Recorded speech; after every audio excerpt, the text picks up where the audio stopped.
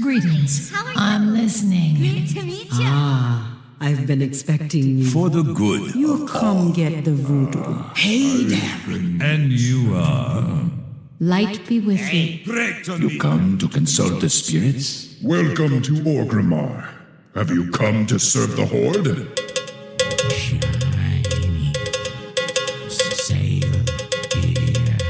Me buy and trade. Hello and welcome to Ctrl Alt WoW, the podcast for those of us who love virtual reality, playing video games, and like Final Fantasy XIV and No Man's Sky, and having many alts. Today is Tuesday, August 19th, 2025, and this is episode 831 entitled Supercharged Slots. What art thou for? I am April PVD, and with me is Grand Nagus. Grand Nagus, how are you? Hi, I'm doing fine. I'm all caught up in supercharged slots and glams and another apartment project and so much going on that I almost lose myself in the games, but just almost. So right.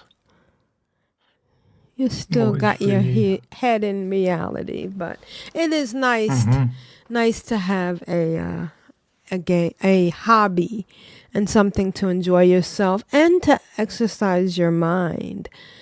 I think it's good for people, especially people of a certain age. I wish there wasn't a stigma attached to playing video games. There is some negativity, but I think it's helping me stay active and keeping my synapses alive or connected, as it were. And I'm having so much fun with No Man's Sky. I just want to give a shout out to the whole No Man's Sky community. It is really amazing on Facebook, on YouTube. There's constantly information out there. And I'm enjoying it. Now, we're recording again. We recorded last week, and one of the things that's happening now is that we are doing so much in No Man's Sky that if we waited 2 weeks, it would be a bit much. So we're going to probably be going weekly from henceforth. And with No Man's Sky, the podcast actually writes itself because there's so much to it. And so I want to let people know that we are using our Discord now as a way to announce when we will be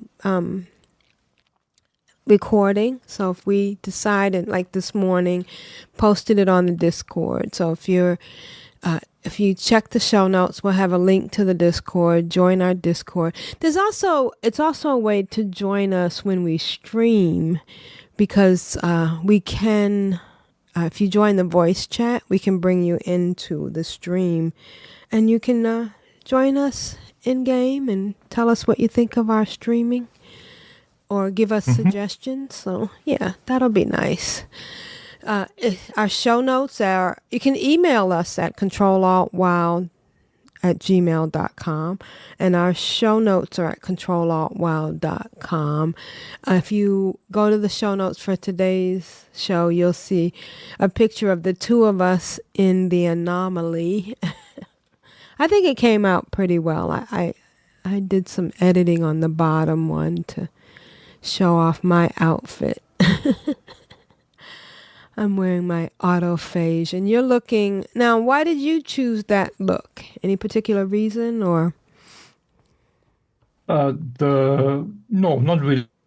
Not really. They were just... I just looked at... as I always have been doing since my WoW days and in Final Fantasy with glam, or back then in WoW it was transmog. I just like to to look a little different and have options. And the helm Looks that like I looks use, like a stormtrooper. Or am I? yeah, kind of. It's I'm not too happy with the uniform. Somehow it doesn't really fit. I don't know what about it is. You know, when you have this feeling that something isn't right, but you can't put your finger on it. It's like, I don't know. I think one of it is the silver in the elbow region of the one arm. I think the right arm. It's Right. just too much of a different color that doesn't match the color scheme, and you cannot dye that. It's just undyeable, an undyeable part of the, I think, of the glove. It so yeah. But it still looks cool. I like it. Speaking of which, so what have you been doing this week? I have been, as I just said, I've been doing quite a few things in Final Fantasy 14. I've been I started on a new apartment project, which I'm almost done with. I can't quite reveal it yet. Because there are like a few things that I want to tweak. But next week, for sure, I should have the screenshots of it for you all to see. Then I changed the character I mentioned last show, that I transferred from EU to OCE, from a Viera to an Aura, which is a race change.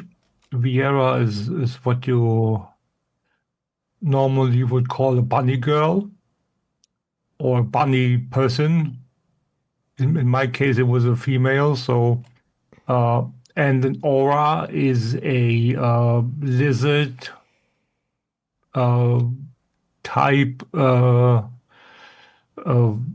humanoid. They live in the Far East, in Othard. So they were introduced in Stormblood in the second expansion. And yeah, so I chose to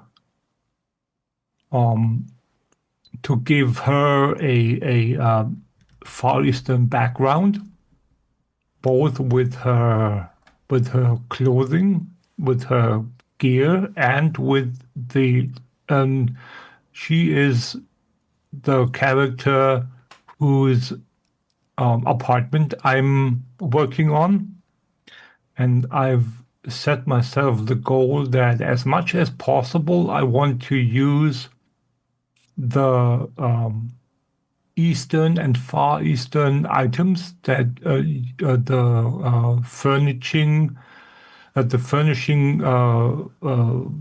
department, so to speak, the housing has to offer in the game. And yeah, it looks fairly good so far. And there are a few things that are still, as I said, that I still want to tweak. But all in all, it looks pretty good. I'm at, I think, somewhere in the low 80s range when it comes to item slots out of 100. So there's not much left to do, what I still need to do is I need to add a few more plants. I have some at the front door, and I have some on one side by the dining area. But beyond those, there isn't much. So I need to find a few more spots to put plants. And then I want like one or two pictures. But the problem with that is that there are so many Eastern and Far Eastern specific items that I've already placed that there isn't much room on the walls. So I have to find if I want to put pictures up at weird locations. I already rethought one placement when it came to a display that I put up with the help of my friend that said, well, remove that because that just doesn't look good. And when I did, it sure enough, it just looks better, or it looked better. So that's what I've done, and the same thing might happen with another part of the wall where I currently have a little sketch of two characters that is small enough to be put somewhere else, but I don't know yet where. So, and then I can put something larger there. Although it has to be seen what that is that I want to put there. And then there is another part of the wall behind the bamboo planter that I placed, where I have to find something that doesn't mind being hidden a little by the bamboo. So it's something where it's it's nice that that's there, but it doesn't the optics aren't as or you need how do I put this? You don't have to see it in that great detail, so you can live with it, or you can accept that the bamboo is in front of it. So those three areas of the wall I have to find solutions for. And once I've done that, then I should be pretty much finished.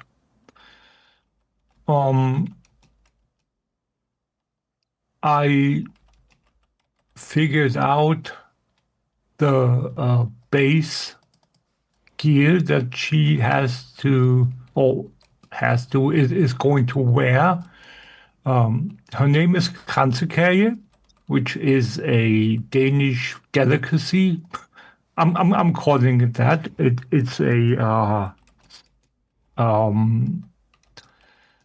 sweet. It's like something that you buy at the bakery or in the store, largely made out of marzipan. So that's why her chocobo is named marzipan. So just has to be that team. It has to work together, and that's what it does. What it is. I got the I don't know what is it called. It's one of the store um, one of the store glamps that I got for her because I couldn't find anything that was appropriate for a everyday, like a kimono style. There is a gear that I'm going to talk about in a minute that is Far Eastern themed, yes, but it's not what I wanted. So what I ended up getting is a Far Eastern schoolgirl's uniform. And that's what I'm not sure yet if I'm going to stay with the default dye or if she's going to get a couple of different dye palettes for different uses. Like normally I tend to like white for my healing glands. So if I go and dye the top white, that and save that as a healing gland plate, that would be one thing that I could imagine doing. And what it does is it doesn't require a proper pure white to do its job. Normally, you have this issue where the Snow White, which is the cheap version of white, sometimes it isn't enough. It doesn't pop enough, right? But with the black skirt, that shouldn't be an issue because black and white are they're like opposites, absolute opposites. So the white that isn't quite white should be plenty. So I don't have to spend or I don't have to go out and get the pure white, which I might do after all, given that I have the feathers for it. But again, if you want to do it, just as a suggestion, and you don't have the feathers, consider using the Snow White because, as I said, opposites should diminish the effect quite significantly. In the picture that I put in the show notes, you can see she has a white and red parasol as well. And I think that would really look good in any instance where with this picture you can see the inside and the upper the bottom the bottom side is red, and the half meteor sign on the top is red too. So that goes well with the red in the top of her gown, as well as the red that hangs down on the skirt. And if I were to dye it white, the top of the gown, then the top of the parasol would fit with the white in the gown. So I really think that this parasol is a really perfect choice for both instances. And then obviously you can dye it whatever you want. The dye palette is just the top is uh, is the one dye channel, and I don't really know what the second dye channel is. That's probably the skirt. So you can dye the skirt in a different color as well. But I really like the black. It's really the white and black or whatever other combination. It really fits, and she has black hair. It's really it's really a good combination. As for my glams this week, I have a glam that I put up on the Eorzea collection. Its base is the augmented radiant mail of casting, so it's a casting glam. In my case, it's a black mage weapon that I put with it, which you can see in the second picture. And again, the parasol that I put there, I think it fits perfectly with its black and red color palette, which coincidentally reflects the color palette of the entire outfit. So the only other things are the highlights that are silver and gold, respectively, or brass or whatever. I can't really say. And then my character's hair, which is both that and the her tail, obviously, which is white too. So that is those are the only differences that you have when it comes to what's not white, what's not black or red. And you can see in the second screenshot, I put as usual, the equipment in there. And you can see there's only one item that is dyed. And that is, coincidentally, it's the nails. So the gloves, which are false nails. And they are dyed soot black. Everything else is cheaply, easily default. So the augmented Shire Philosopher's Hat, which is a level 60 item, I believe.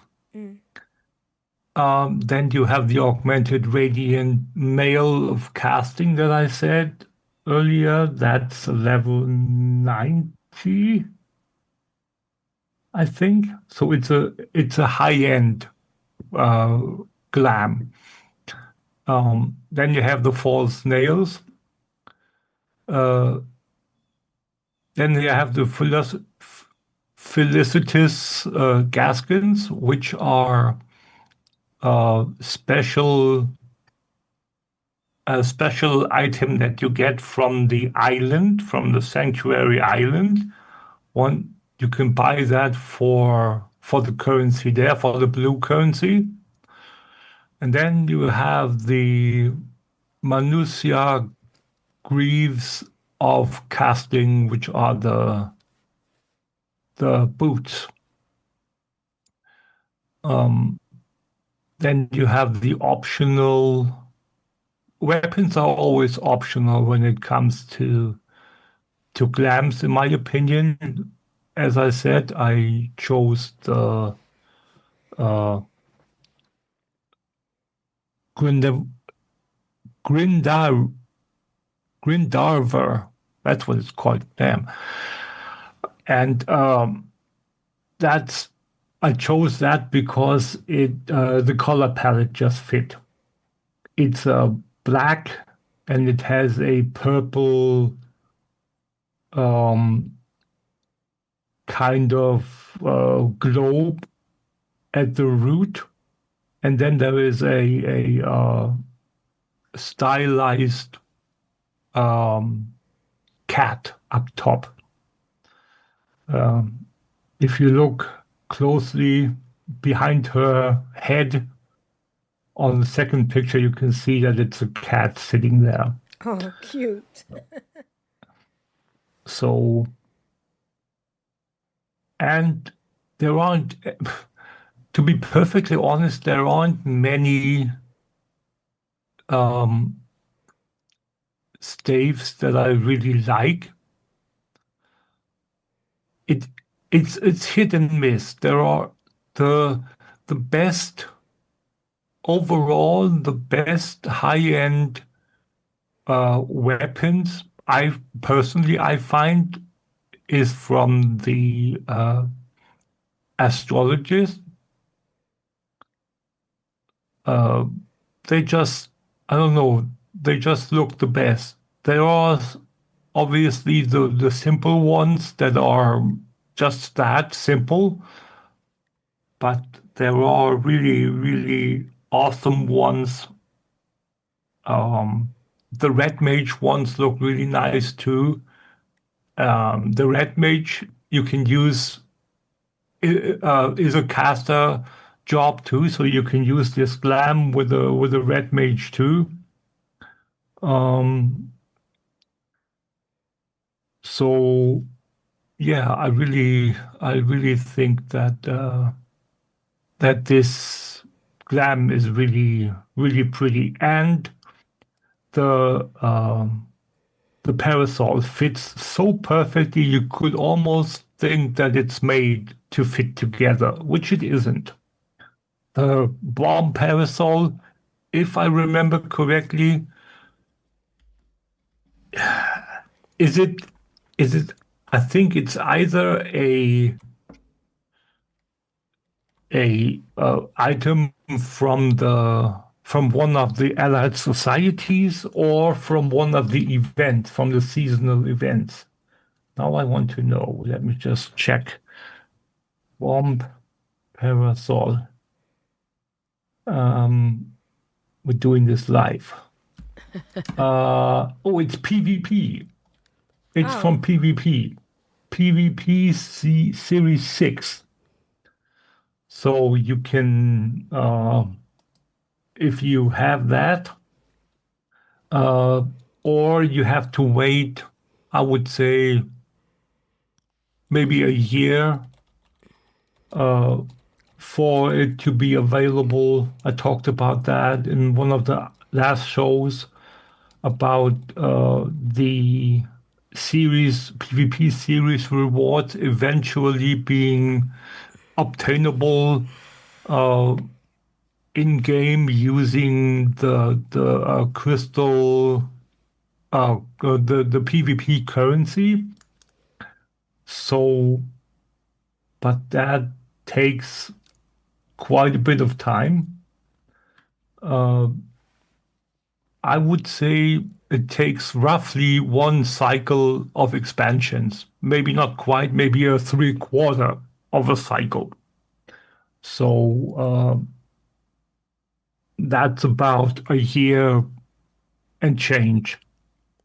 And then it takes a couple of thousand of the crystals to obtain, depending upon what item you want, which is easily obtainable, at least if you want one or two items. Because the lower the season, the earlier in the season you play, the lower are the XP requirement for a level up. but the reward is always 1,000 crystals.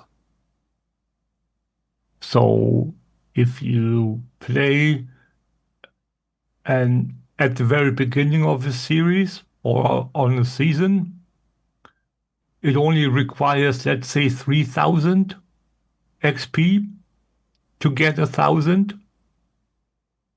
But if you play in the later stages of your progress, it takes just to say a number 20,000 XP, which it isn't, but I'm just saying. And you still only get 1,000 crystals because it's the progress that ramps up the requirement. But yeah, Bomb Parasol is from the PvP content. As for my characters, new and maybe glam, like my glam ideas. If you scroll down further, you can see her in the red outfit with the silver ornamentation. The first picture has her in red shoes that are like slippers. And the second picture below that has her in boots. I'm still not sure which one I want. I tend to lean towards the boots. I don't know. I'm not a fan of the slippers unless it's a proper dress, which this clearly isn't. So yeah, I have to think about this. I'll let you guys know what I decided, and then I'm going to post the proper name of the glam that I've decided upon from top to bottom, so you can recreate it if you so choose. That's it for me for Final Fantasy. Now I want to get to No Man's Sky. Okay. And this is where April is going to join me. Yes. And I'm going to say that the first thing I can't remember if we talked about this last week, that I got my first Sentinel ship. Yeah, you did. Yeah. And one thing that I noticed right away, which we haven't talked about, is that I figured out how to, or what my favorite part about the Sentinel ship is, and that is that it can hover even in the atmosphere. Right. With the normal ships, they can have a minimum speed of 20 UPS, units per second. But a Sentinel ship can hover. So that is a game changer. Absolute. And it really made me rethink my favorite ship, which is now my Sentinel ship. I want to go and finish upgrading the default ship that I have, obviously. But as for my go-to ship now, it's definitely going to be the Sentinel ship. One thing that I noticed, and this has been proven very much true for me, sadly, in in the loadout for the weapons, and this is where we get to the show title, the supercharged slots. My default ship has 3 supercharged slots next to each other,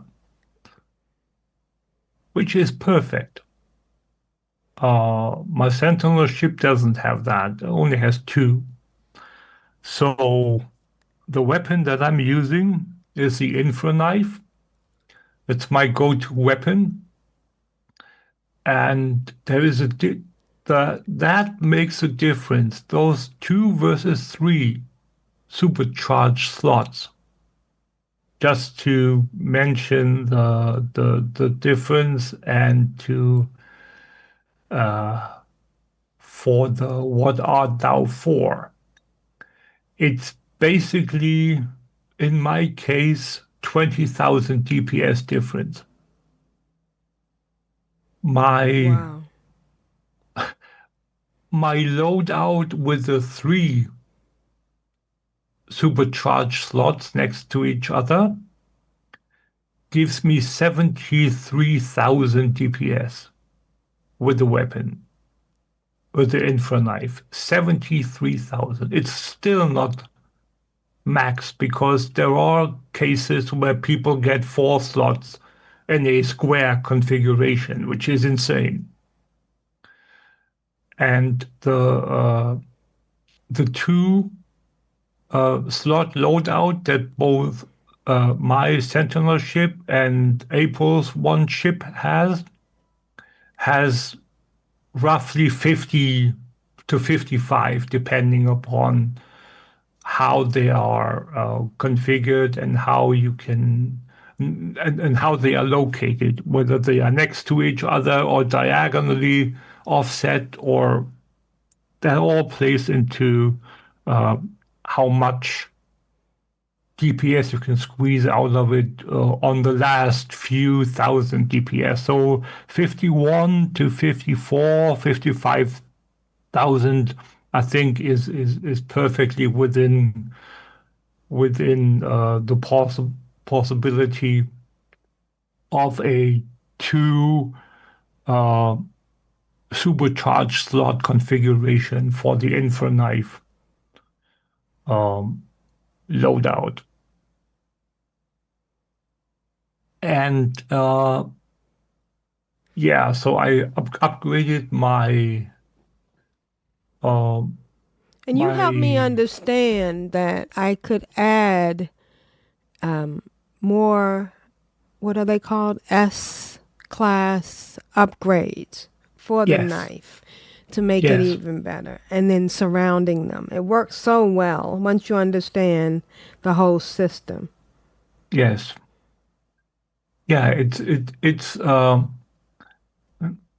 It's called what's called proximity bonus, and that's a bonus that isn't shown, and that's what makes it tricky. So if you have a setup, and I posted and I put the pictures of 2 of my loadouts in the show notes, and you can see in the first loadout, you can see on the very left side below the term technology, that's where the 5 slots of the Infra Knife are located. And you can see that they are configured in a square plus 1 below the square. And the top left one in the corner that doesn't have any letter attached to it is the base module. And that is the one that needs to be, in the weapons case, that needs to be supercharged at the very least. And then you put as many upgrades. The type doesn't matter in that case. For proximity reasons, doesn't matter. So you put the two, one on the left and one on the right and one on the bottom of it. And then the one diagonally to the lower right hand that then again touches the previously placed one. So you get a square out of the three S-class, in this case, upgrades. If you have different variations, different levels of, or different classes of upgrades, you always want to have the highest that upgrade that you have touch the supercharged slot or be the supercharged slot, depending upon whether it's a utility slot or it's a utility like a shield, or whether it's a weapon where the weapon itself does is the multiplicator. So you basically have the weapon that does the damage that needs to be supercharged to pump out to increase the numbers, and then you boost that multiplicator, that DPS with the upgrades. With a thing like the shields, or with a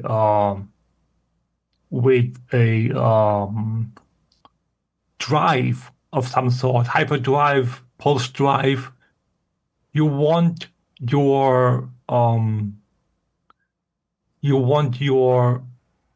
drive not to be supercharged because it doesn't do anything. It doesn't have a value. It only has a base value that it doesn't increase. And then you put the multiplier into a supercharged slot and multiply the bonus that it gives. So those are the two different ways that you do it.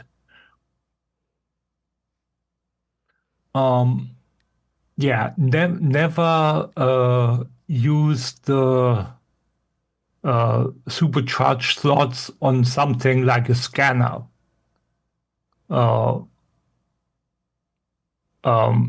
Like that's not right. On a ship, the scanner in your multi-tool, that you want to supercharge, but I'm talking purely about the ship now. Because that's just a tool, that's just a utility to do something, like scan something. And it doesn't matter whether it's supercharged or not, because it does it's a utility, no more, no less. Right. There's no increase or compound exactly advantage. If you have a traffic light, you don't need it to be 5,000 lux strong, bright. 2,000 lux is enough, which is the base, right? You don't need a upgrade that adds the 3,000 lux to the brightness of the traffic light, because 2,000 is plenty for the task that it has to do. right? So if you have your economy scanner, your conflict scanner, those things, don't supercharge those. That's just a wasted supercharged slot. Yeah, so the configuration that you see in the in my in the first picture versus the one in the second picture. There's like two pictures down. There's a difference in the infra knife weapons output in the second loadout.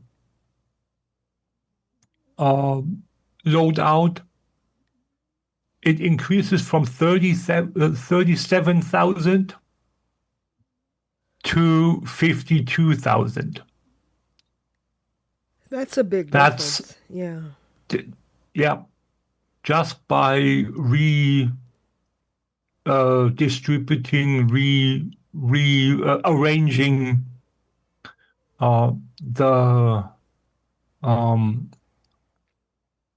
the slots, and then getting, because I upgraded from A to S class, I got the extra the extra supercharged slot. That's what I said about having 2 or 3 together, or even 4 together. So having one supercharged slot as an A class gave me 37,000, and then the S class upgrade gave me a second supercharged slot in the proximity that I could combine that with the first one, and that bumped me to 53,000.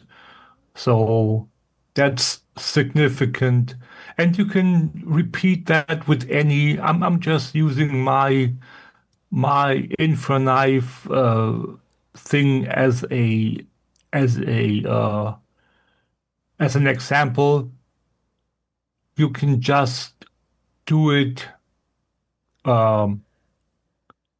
with your weapon of choice, or with your shield, or with your hyperdrive or whatnot. The base is the same. It's just you need to make sure that you optimize the configuration to what suits you best. You can't obviously do it all. You can't have it all. You can't have your cake and eat it too. So you can only the maximum good loadout is 2 and 2, right? 3, I would say 3 is really good. If you get a 4 cube, that's insanely lucky. Right. Yeah. But it's really just about figuring out how to use what you've been dealt in the RNG game, how to do it best, and then obviously when you I don't know, when but you if get if it's in a 4 cube, then that means that all the supercharge goes to one thing, yes, and that's well, good. you can do it 2 and 2, like have basically split it Right, up, but if and it's 2 separate slots, then you can surround the supercharged slot. But I guess it that's depends right. on what you're doing. Yeah. Yeah, I mean you can surround the, if you go and do the cube thing with a shield, where you don't want to use the shield in a supercharged slot, you just put it one off from the shield. Okay. So if you look at the second is it the second picture? Yeah, if you look at the second picture, you can see in the bottom right, you can see the 4 shields. Right. Right? Right. The 3 S class. Right. And the 4th in the cube is the shield module itself. Right. So, and then you have above the shield module, you have the C class extra thing. If you have a 4 cube, you just swap out the shield module with the C class, and then move it over one, so the shield module touches one of the S classes on the right hand side. And see, that's on the left hand side. now, just to let the listeners know, if you don't want, you can still play and get just as much satisfaction. If you don't want to go deep into this supercharged versus whatever things, you can just go ahead and put everything in wherever, and it'll still work. But this is so you can take it up another notch. And oh my goodness, your one of your scanners not fully in. I hope you fix that. You see what I'm talking about? You got that little gear in the upper right hand box. That means that you still need something. Yep. But yeah, it's fascinating, all the different permutations you can have and what you can specialize. And it gives you the chance to really supercharge your layout. And one of the things I was looking at that video you sent me, and we should put a link to that in the show notes. And one of the things he was saying is you can also find X class. And I'm saying X like XYZ. But they have a wide range, and this is what I didn't understand. They have a chance to be either, like, for something, just a random number from 6 to 11, and which the S class will be less, will be like 8 or 10, or will be a certain, but the X one will have a chance to be greater. And he actually put glyphs in the show note in his video, so you could find out the outlaw stations where you could find the X ones. And the whole thing is you will get one, install it, see the numbers, and then if it's not higher than what you have, uninstall it, or go look for a higher one. And it gives you another layer of things to do in the game, and there's so much to do. Oh yeah. Yeah.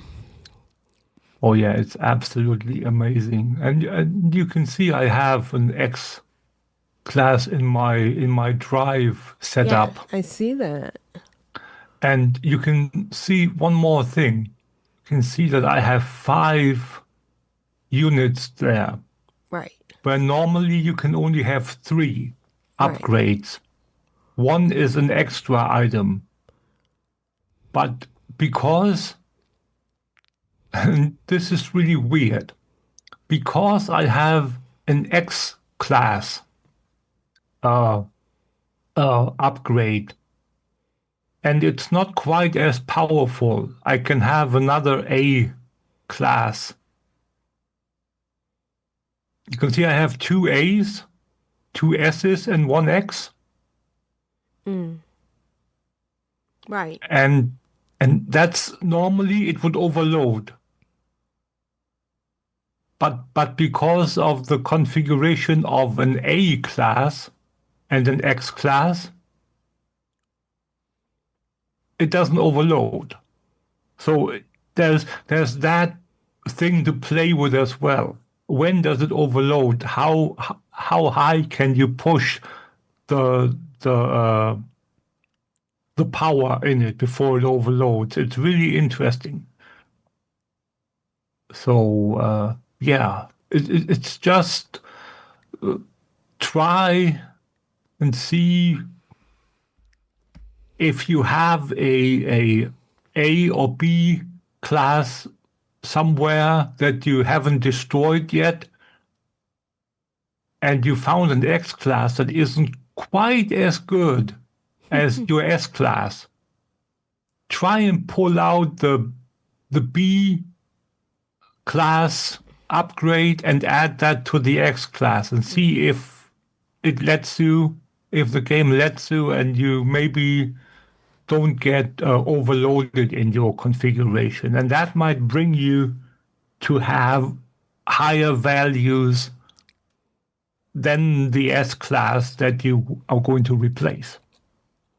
So it's wild. It's really wild as to how many and what type of games you can play. It's yeah. Right, it is. Yeah, what more did I do? I started working on my log and getting getting a few of the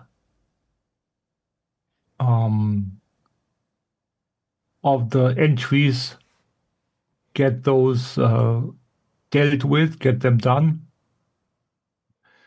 I went and finished the quest line for my base computer, which I must tell, and I said this to April before we started recording, it was a kind of strange ending. I'm not going to spoil it. I don't know. It was like not what I expected. Let's put it that way. So yeah, and then I have been base hopping to see if I can find a whole bunch of items to upgrade my different things like ship upgrades and bulkheads for my freighter and stuff like that. So that was successful. I got really, and I went back to my humble beginnings, so to speak, to the galaxy that I started in.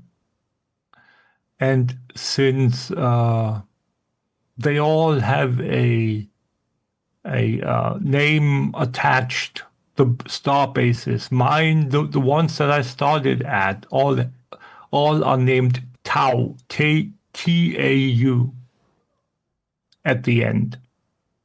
And they all mainly have the one faction that I want to look at for the upgrades. So I just bunny hop around the galaxy. And now I just logged into the game and I'm stuck underground because some nasty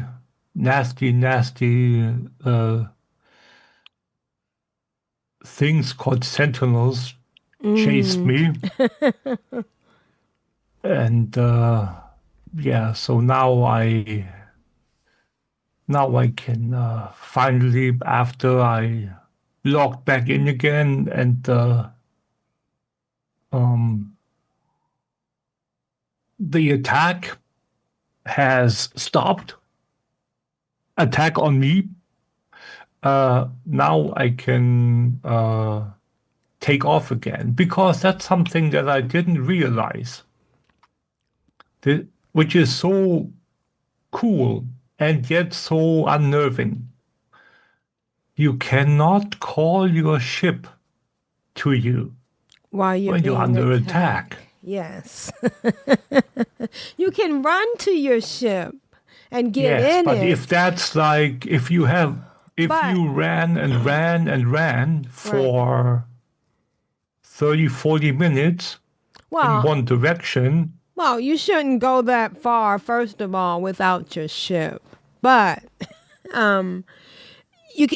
but the whole thing is either you're being attacked by them on the ground or you're being attacked by them on the air. And I think if you could summon them, they could probably destroy your ship before you got. I don't know. But I know that once I get in my ship when they're attacking me, there's now a fighter attacking me, in the air. So maybe that's why.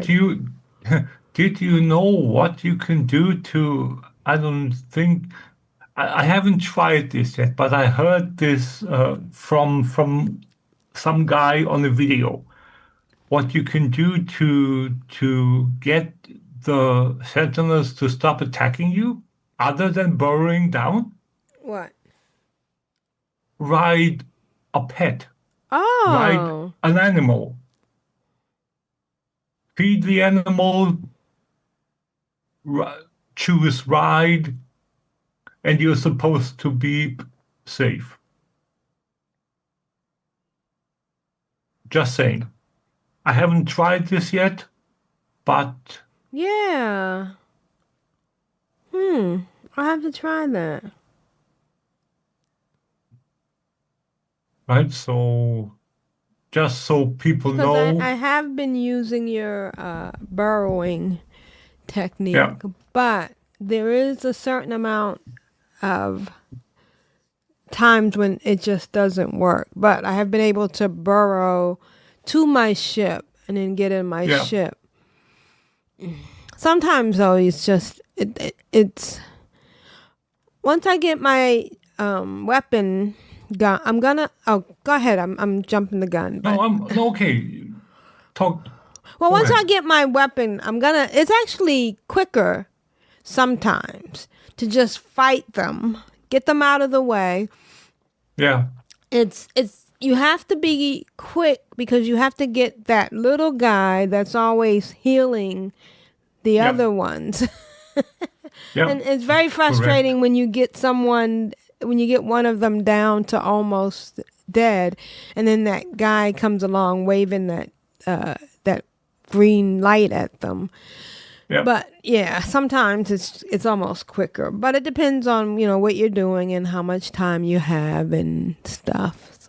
Sometimes, one of the funny side effects or nice side effects of burrowing is I have a lot of silicate powder. Yeah. Yeah, you're not getting a lot of that. And the good thing is you can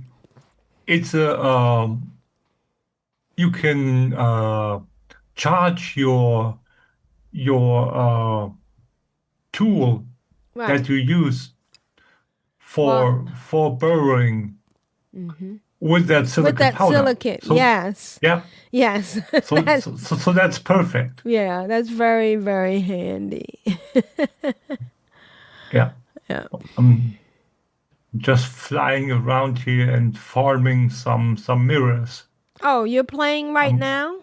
Yeah, I'm on a desolate planet. No, I haven't. I don't think I've tried playing on this computer, which I probably should.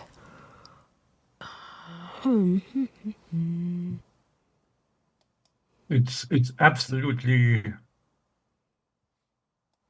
fascinating what all the things you can do. the only thing is, I'm sad that there aren't more of those things that you need to kill to get the mirrors. They're Did you? just so few and far between. Right. And then some of them are echolocators. Hmm. So you have to watch to make sure you're getting the right one. I mean, really, I don't care. I'm just having so much fun. Yes. So what else have you been doing? Let me just. I've been working on my rep. I finished all the rep grind except the outlaws. So I'm done with the gag, with the Voiteen, with the Korvax, with the Merchant Guild, with the Mercenary Guild, with the Explorer Guild, all done. Just the outlaws left. Nice. So and the outlaws are so easy to do. I was thinking I have to find a video to see how best to grind outlaws rep. But no need. There's one easy way, very, very easy way. Because when I looked for a video, all it came up with was Star Wars Outlaws, the game. And that's not the game we're playing. Right. You basically have to go out and, well, I got rep when I was doing missions for them, but there's a better way, or killing, Oh, yeah. knocking out freighters. Yep, knocking out the cargo pods. Basically, just farm. Go to a system, a outlaw system that has the race with your highest rep. So for me, it's the Wikeen. I have at the moment 231 rep points with them. Right. And 100 is when you hit max. So I have 200. I have 131 to spare. Right. So okay. that means So- I can lose 131 rep with them by basically going to a system where they are dominant. Doesn't have to be a pirate planet, a pirate system. Just go to a system that is where your highest rep race is the dominant one. And when you attack the freighters in that system, you get points towards the outlaw just for being a. No, Oh. you destroy the freighter cargo pods, not the Right. freighter itself. Right. And for each cargo pod you destroy, you get rep. And the loot. Isn't that perfect? Yes. It's a win-win situation. Exactly. I was at 264, I think. Now I'm at 231. So, yep. It's just need to know how to do it. So yeah, that's the thing that you can do, and you can see it. You can just try it with one or two if you have a rep of 150, let's say. You go to the space station in that system, and then you go and farm some minerals at the asteroid field, while waiting for the freighters to come in, because they always come in in proximity to you, so they're always going to come in close to you. And then you just go and try and shoot one of the cargo pods.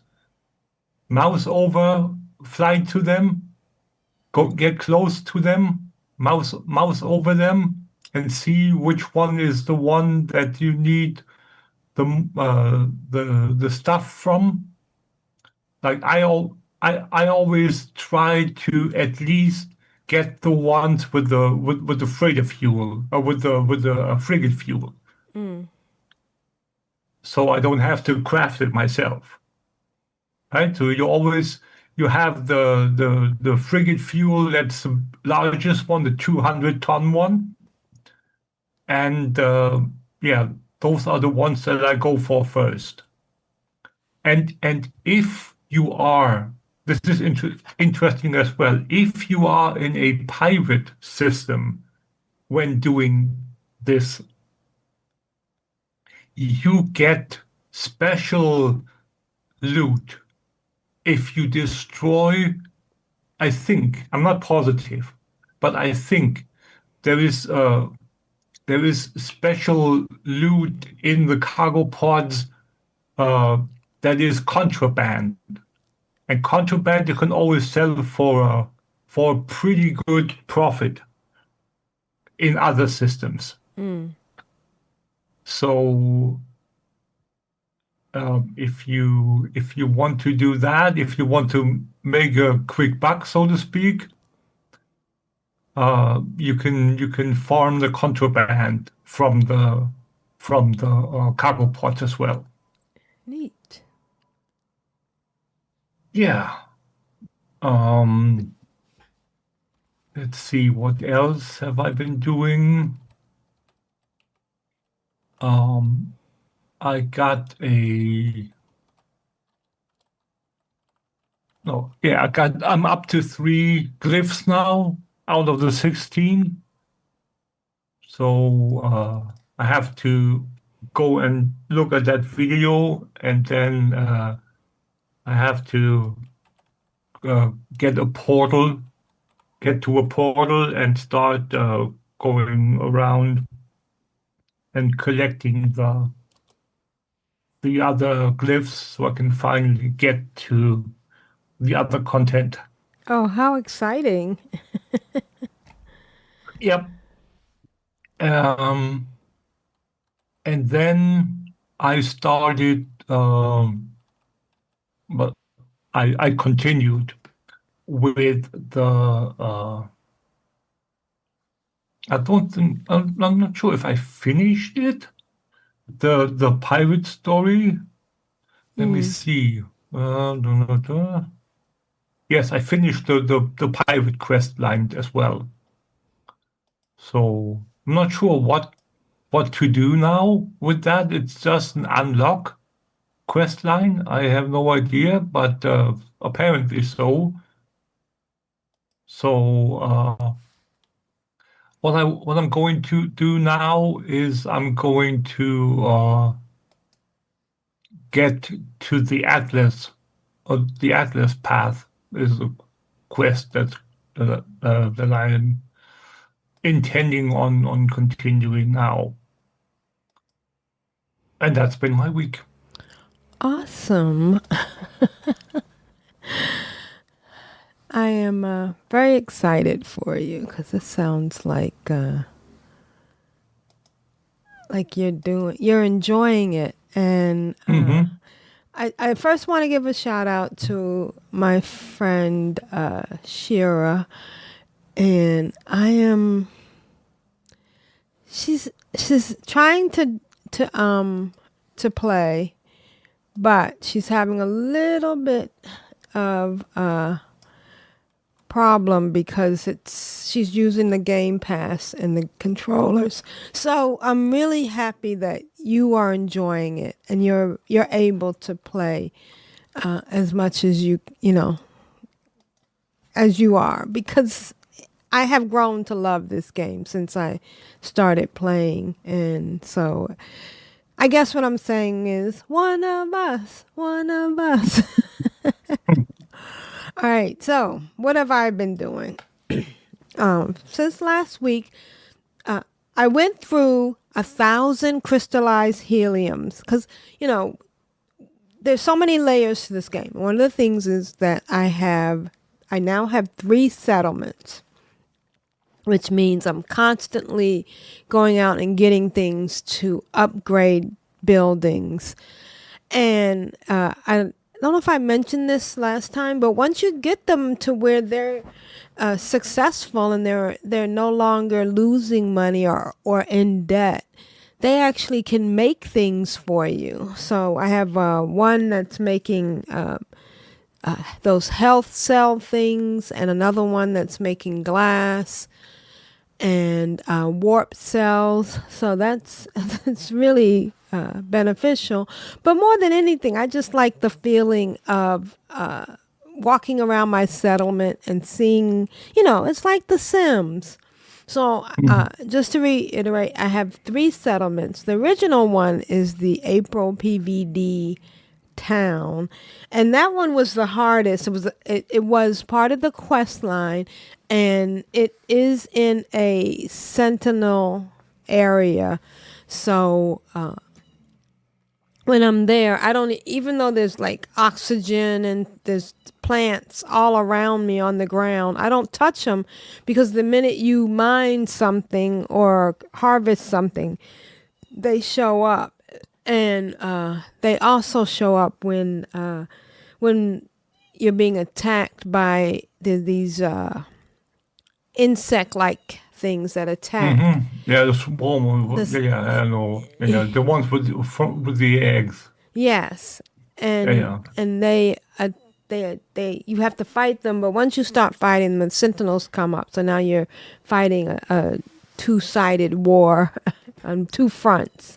So I figured it would be the fastest way to get money and make them profitable is upgrading their buildings. So I've been building up, gathering. I finally got my autophage settlement, and I got to the point in the quest line where I'm able to jump to purple systems, so I can gather the crystallized helium. Nice. But when I went to drop my freighter, I went to jump my freighter, I got this error: resonance matrix required. And sometimes you put a device in the technology slot, but you don't finish adding the materials. So I had to go out and farm Atlantadium and quartzite, and then I was able to jump. I have been called an alcoholic. I wanted to. Who would do that? I know. So I decided to archive some of my ships, because I wanted to go looking for other ships to take apart. So my original idea was that I wanted to make a squad of purple ships for my squadron. And then I saw a video about read somewhere about the whole trick. Now, you can take your ship that you want to give to somebody on your squadron. Now, I'm not even sure if it makes a difference when you're fighting. If you have so the squadron comes when you have a freighter. And when you get your freighter, you can then hire people to join you when you fight. Now, originally I didn't understand this, but I saw the option when looking at a pilot in a space station that said invite him to join invite this pilot to join your squadron. And then I went back and I went back to my freighter. So when you go to your managed fleet, there is managed squadron. And with the cost of some nanites, you can add you can have 4 pilots in your squadron. I still didn't understand what this was. At first, I thought they were pilots that you needed to have to make the ship jump, to let the freighter jump. And then I realized that they fight with you. And it's funny because now I can see them. But I thought, okay, I want a whole purple squad to jump with me. And this is when I did something. Well, I watched the videos and they said, all you do is trade your squadron to a pilot in a space station.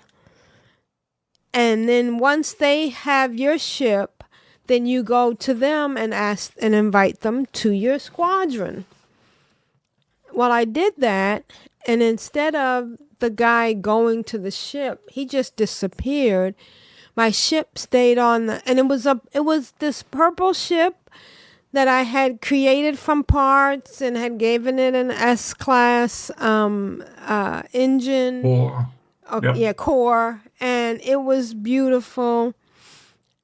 And it went up into the ceiling and it just hung out there. Now, in hindsight, if I had just jumped back to an earlier save, I could have gotten it back.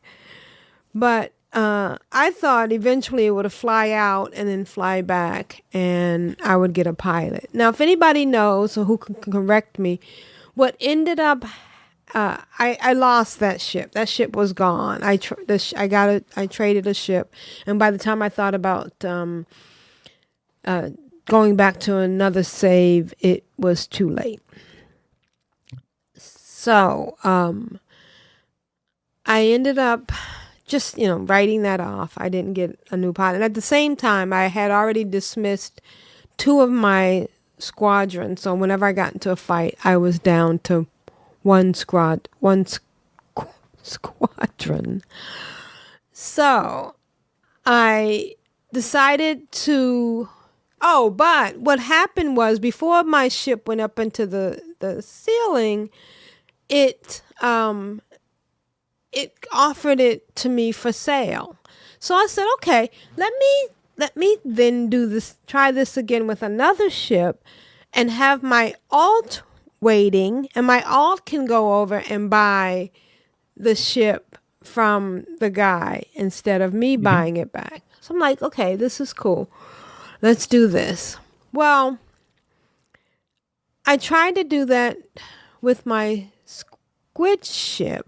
I traded it, and then the pilot was over there with with my squid ship, and I walked my alt over because I'm in VR. My alt's on my laptop, and when she gets over there, it's a different ship. It's not the squid ship. So now I'm kind of panicking because I didn't want the guy to fly off. And so I went back over to the guy and I added him to my squadron because that was one of the options. I could trade it back.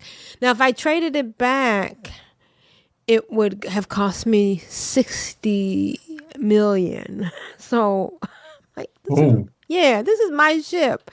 So I went ahead and added it to the squadron. But then I realized I should have bought it back because this one was decked out with everything, all the scanners, all the drives.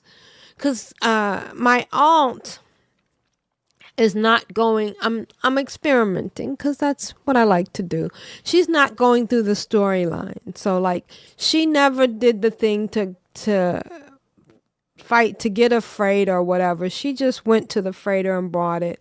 I've been buying all the stuff for her, and she her original settlement, I think, had the metal of trace of metal quest line where you have to fight the sentinels.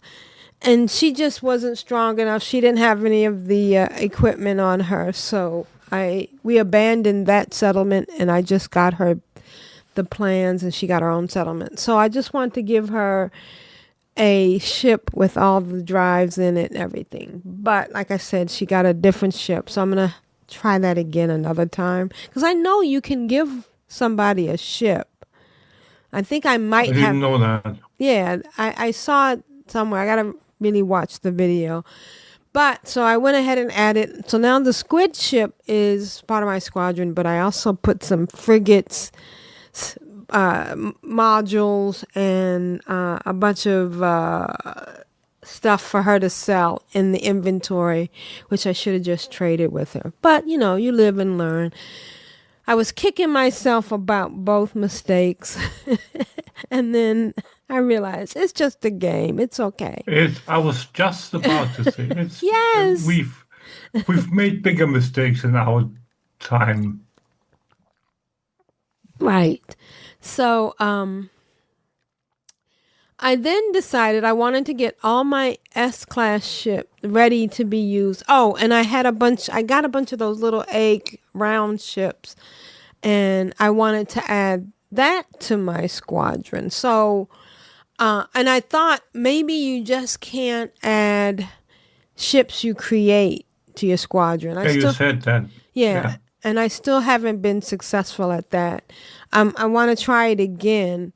But in the meantime, I had these little cute round ships that I thought, let me try. And we were streaming when I did it. I actually did, after you helped me set up all the stuff on it, just to do the intra knives. She doesn't need any of the ship doesn't need any of the drives or any of the fancy stuff, those scanners. I did put the bobbleheads on it, but that was it. I went to the space station. I traded it, and here's two interesting things that happened. I did get to add it to my squadron, so that was nice. But I was also able to buy it back. Oh. Because after I said, let me trade you to my squadron, let me add you to my squadron, it flew off, went to my squadron, and then it came back again, and it allowed me to trade that ship that I had traded to give my my little, I called it Tiny Wonder because it's a little ball ship. It's so cute. And so I actually got the ship back, and then I tried to do it again to add it to the fourth slot I have open.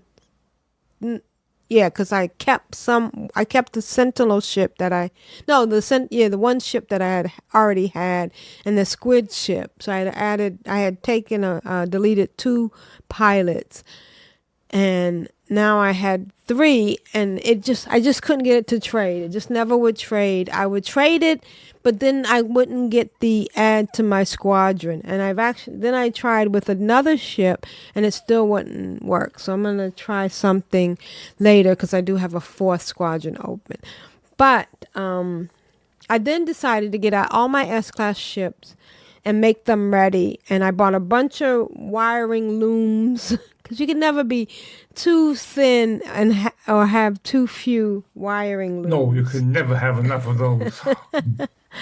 Yep. And then I went to get my starter dough of emerald and cadmium, which, you can take that, put it in a refiner, and each one of those and put in a refiner, and then add chromatic metal to it and make more. I did have to go to an Atlantean planet and get the radiant shards and more of the Atlanteum. And I did some of it in VR and some of it on my laptop because it's easier to do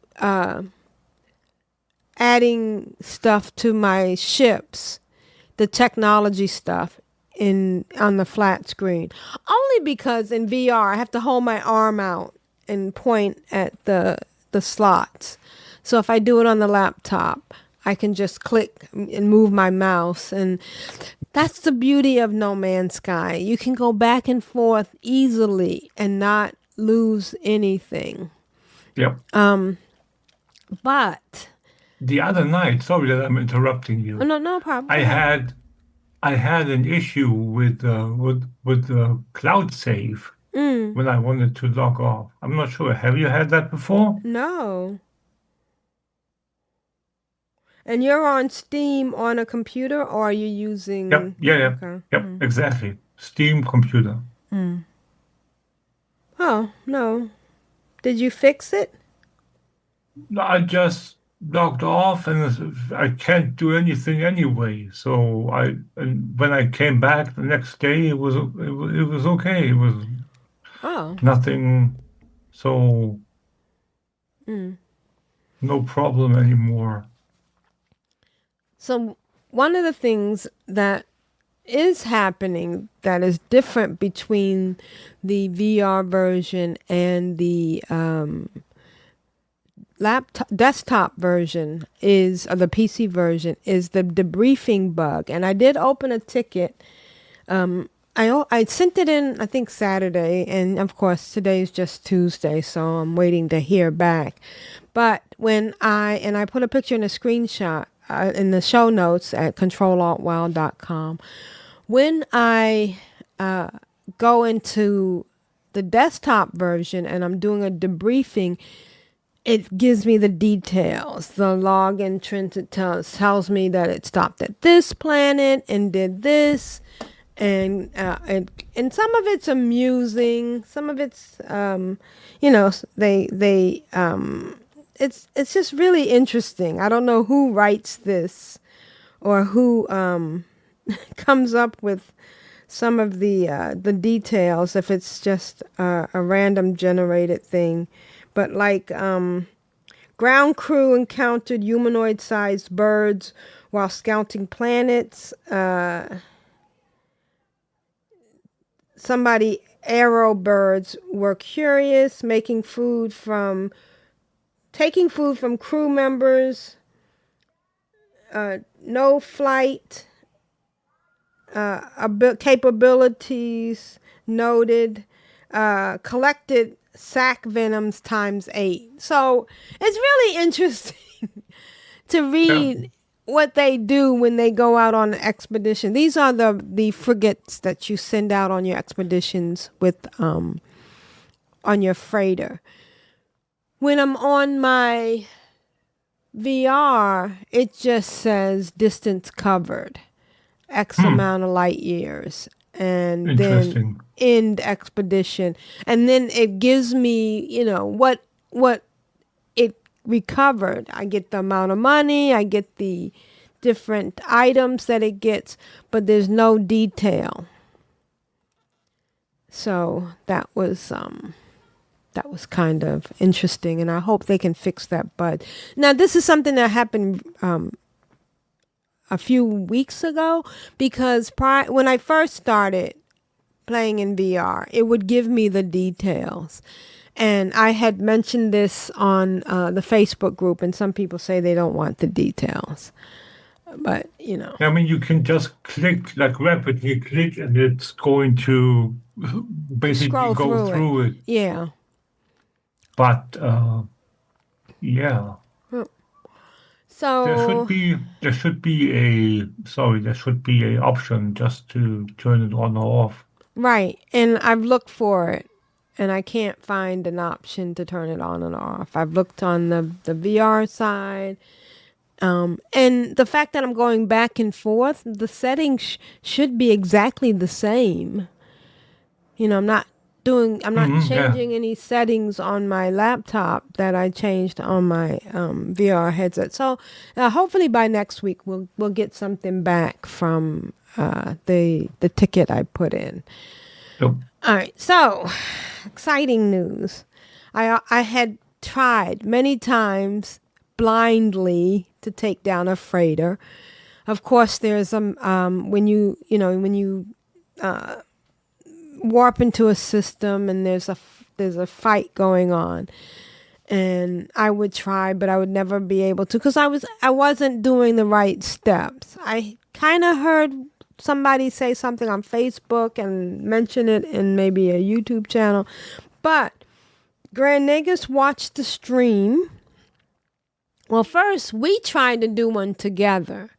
and we were at the anomaly, and even though we were fighting the same freighter, my freighter, the freighter I was fighting said that it had, the civilian freighter was destroyed, and then the pirate one disappeared and warped. But you were still fighting.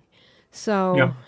and I've heard that sometimes, and we should look into it next time we are on together to see what if we have, different settings. With my settings, I just left it the way it said for regular. Did you go in and change anything in your level setting of your game? No, I just tweaked the graphical things, but not. So you did not change everything. something. Yeah. Yeah, I haven't changed anything. So there may be some setting that you have that I don't have, or vice versa, that might have made that a different experience. That's what I've heard, that sometimes people who are playing with different settings have different experiences. So then I went in on my own to take down a freighter. And if you don't know what this is when you jump in and there's that gong going off, and there's a bar across your screen. If you look in the show notes at Ctrl-Alt-Y, you'll see that the picture I'm showing there's a red bar and a blue bar that shows the level of damage against the freighter. Is that right? I think it's the hull and the shields. Oh, the hull and the shield. Right. Okay. So you were watching the stream and you actually told me I was aiming at the little thing, what I thought were the machinery inside, but it's actually those 4 engines at the back. And then you showed me how to go in and get the different, the ones that were shooting out the lasers. And if you look at the pictures, you'll see that I eventually took down the freighter and got the coordinates to go in and talk to the freighter owner, the captain. Is that what they call? Are they called captains? Captain, yeah. Yeah. And he offered me the freighter, which looks so good. And I'm really tempted to go in one day this week. I'm going to go in and do a bunch. They say the way to get an S-class is to go in, fight, see what it is, and then go back to your previous save. Do the fight again, rinse and repeat.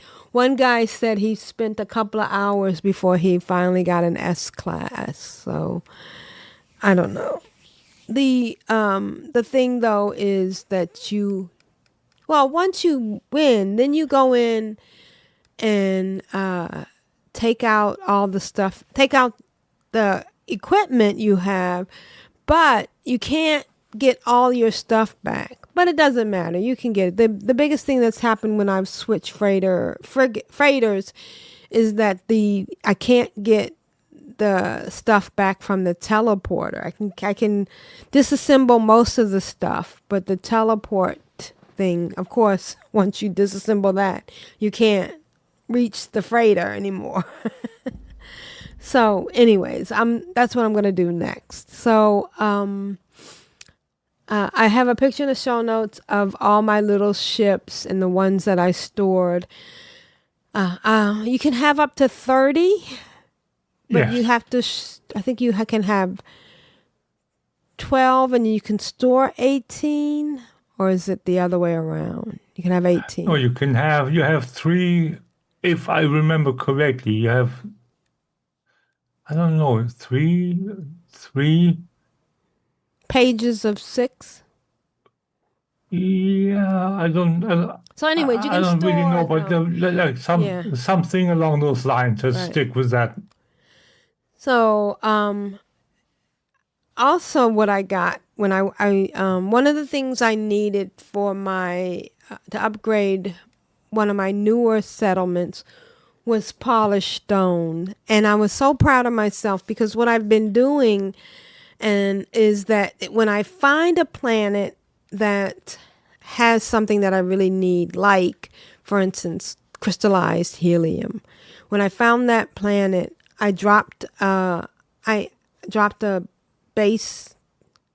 I made a base there, and actually in for the crystallized helium, because I needed so much of it, I actually put a building down, put some solar things down, and then put a terminal in it, so I could come back at any time. So I did the same thing for polished stones, and I think, and for the Atlantinium, just so I can come back easily. I mean, I could, of course, try to remember where I found them and come back. But when you drop a base, it's just so much easier. I don't know. Good luck with all those stars out there. Well, I figure eventually, like I had a base for some reason on one planet just to get back to it. And I realized I don't need it anymore, so I destroyed that base and deleted it. But it's kind of neat. So I went back and went to get the polished stone, and there was some kind of glowing beacon just sitting there, and I went to open it, and it gave me a blueprint for these stone arches. Now, I tried to put a picture in the show notes. I put a placeholder for it now, but I'm going to go in and take better pictures. But they're these, like, they remind me of the stone arch in The City on the Edge of Forever in Star Trek. You know, the thing with the time thing. It's just these arches. So I wanted to expand. I needed to make more money. So I expand my garden, and then I put stone arches all around every patch. And it just makes this wonderful, beautiful, ethereal look. Because, you know, when you have a bunch of plants, there's also this fog on the ground. And so now I have these stone arches, and I absolutely love this blueprint. It's beautiful. So I found an autophage. Oh, nice. I don't have any idea what to do, but you're gonna get a mission from them. You're gonna talk to them and suck up to them, and just learn your words from them.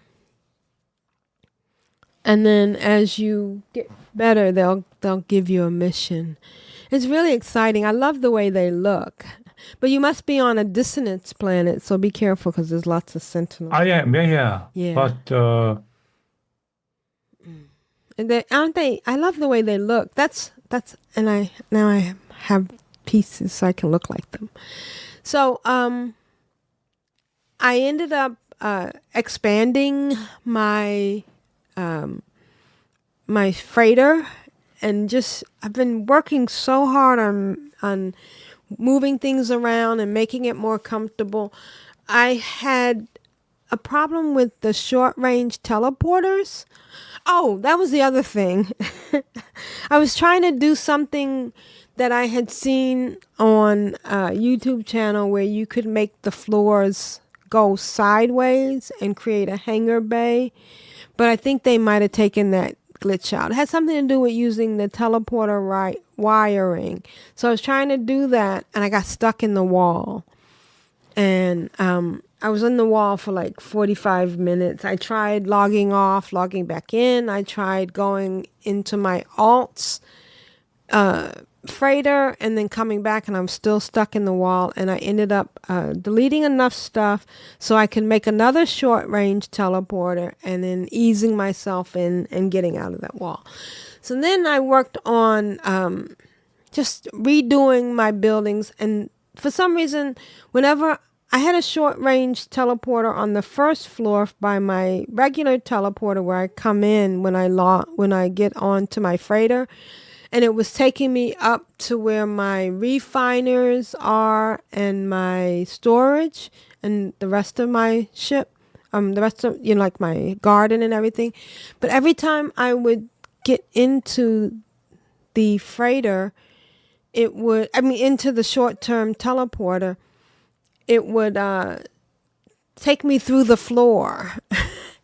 And so I couldn't figure it out. I tried moving things around.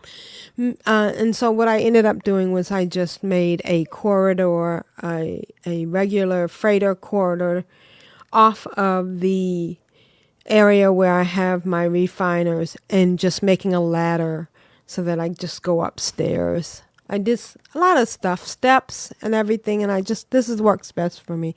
So I'm loving building on my freighter. So next, I also worked on my technology on my exosuit, and next step, I'm going to be doing some stuff on my ship.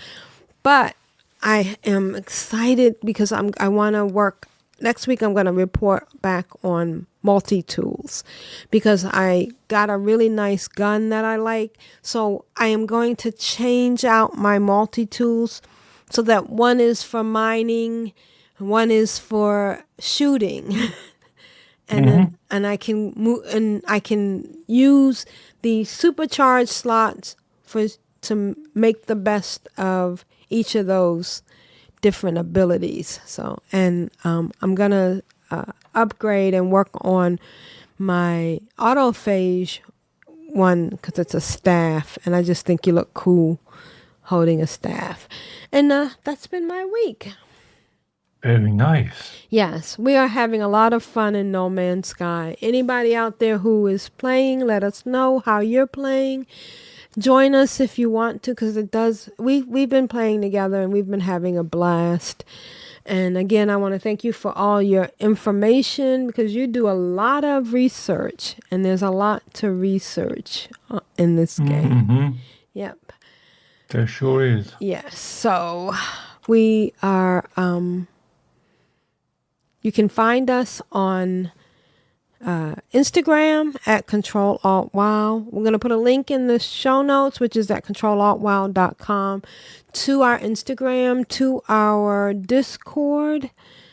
And you can join us on the Discord if you want to pop into the voice channel. You can even contribute to the stream. We stream on twitch.tv/Ctrl-Alt-WoW. So this is April PVD. And this has been Grant Nigger's Rule of Acquisition number 19. Satisfaction is not guaranteed. Bye, guys. Item received. Item received. Item received.